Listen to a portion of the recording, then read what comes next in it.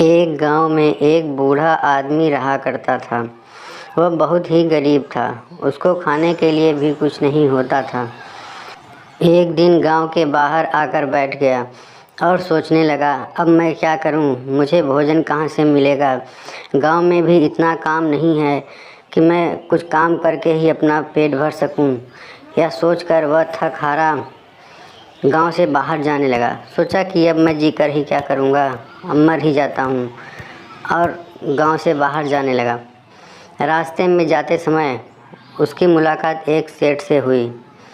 वह सेठ उस बूढ़े आदमी से पूछा, आज तुम गांव से बाहर जा रहे हो, क्या तुमको कोई विशेष काम है? वह बूढ़ा आदमी बोला, नहीं नहीं सेठ जी, कोई विशेष काम नहीं है।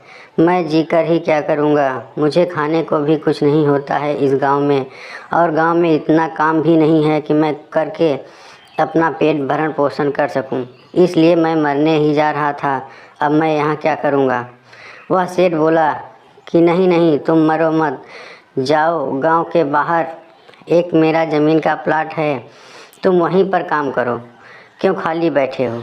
और उस ज़मीन में तुमको खाने के लिए भी हो जाएगा और उसको तुम बेच भी सकते हो, तुम्हारे खाने के बाद जो बचेगा।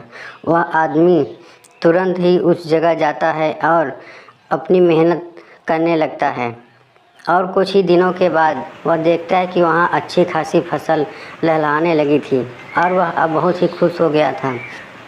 इस प्रकार वह मेहनत करके अपनी रोटी रोजी चलाता और उसके बाद जो उसको बचता वह सेठ जी को भी अब देता था। इस प्रकार मेहनत करने से सब कुछ हासिल हो सकता है।